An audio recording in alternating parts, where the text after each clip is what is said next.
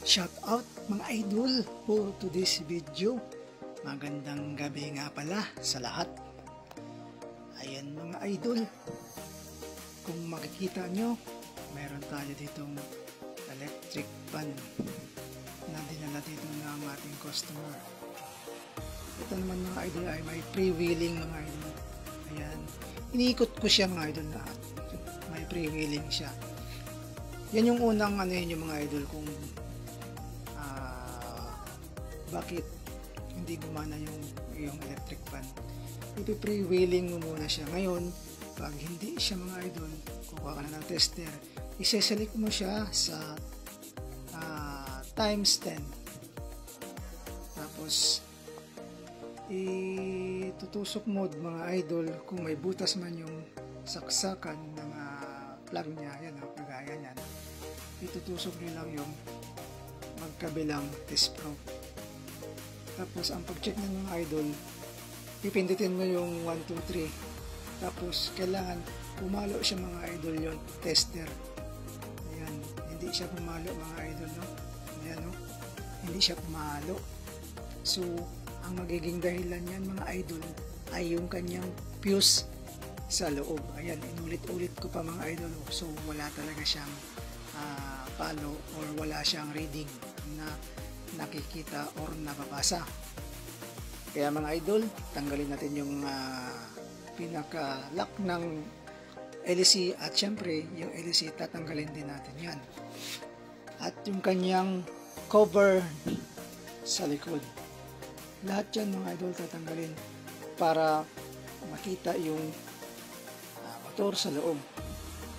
At nandun yun sa mismong motor yung kanyang fuse or fusible fuse tinatawag. Ayan, sinisikwat ko na siya mga idol kasi isikwat siya, so medyo matigas nga yan mga idol. Medyo natagalan ako ng konti dyan dahil nga kumbaga parang pinag-anuhan na siya, dumikit, medyo dumikit na yung lock niya. Ayan o, ayan. Natagalan nga siya mga idol, pero nakukuha naman yan sa tiyaga mga idol kahit matigas. Wag lang idaan sa init ng ulo. Ayan, makukuha din natin yan.